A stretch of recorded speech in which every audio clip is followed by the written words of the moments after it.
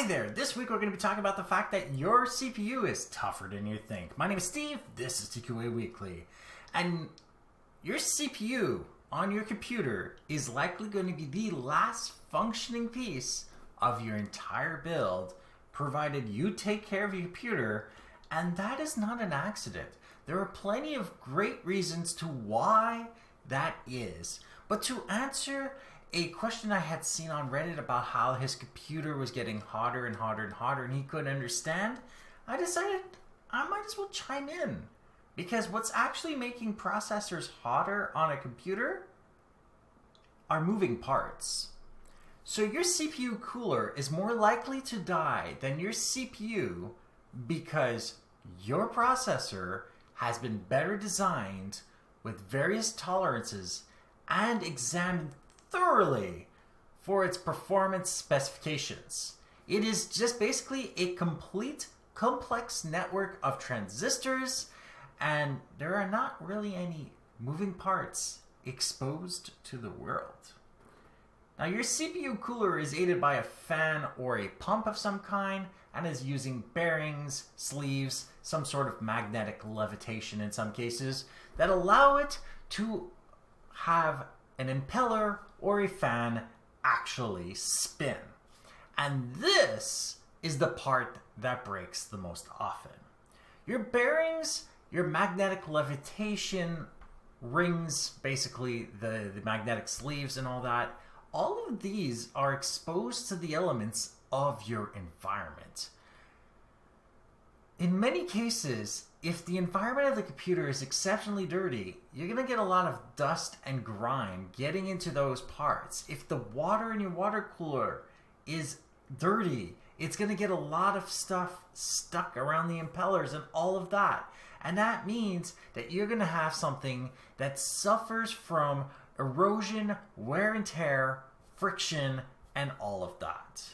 Your fans and bearings and all that need to be well lubricated, meaning that the lubricant itself must not be dry, it must not be dirty, and it needs to perform optimally and smoothly. Failing that, the parts themselves wear out until they finally seize.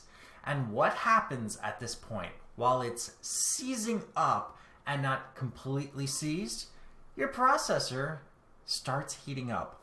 Why? Because the pumps as well as the fans are not operating as they're supposed to.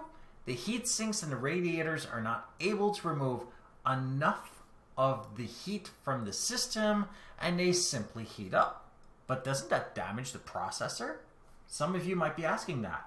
Well, actually, here are a few things about processors that have been neglected by many people in the past. One, your processor is very well aware of the temperature.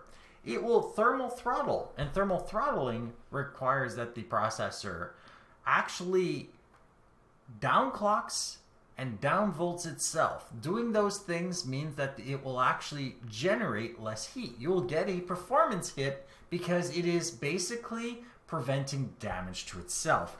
But it's got another neat trick. And this is one of the reasons why the computer can die without your CPU itself dying. It can turn itself off. Yeah, it will just basically cut power to your computer. You will reach a temperature when your fans and pumps seize that will prevent the processor from wanting to function, period.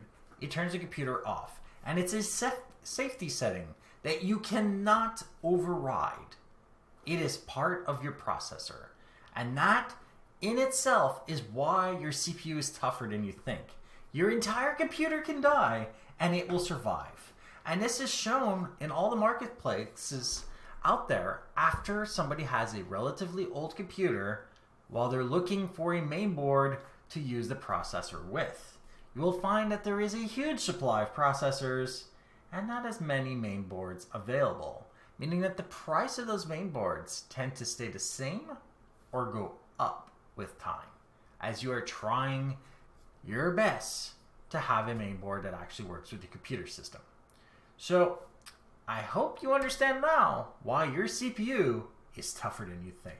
So like this episode if you like it, dislike it if you didn't, share with those you think can benefit from this, and don't forget to subscribe. And if you have any questions, comments, suggestions for topics, email me at ask@tqaweekly.com, or go to my website, tqaweekly.com, where you can see the show notes on this episode, past others, find other ways of subscribing, and of course, use the contact form to email me directly. And of course, I play video games every Friday, Saturday, and Sunday from 7 to 9 p.m. Eastern on Twitch.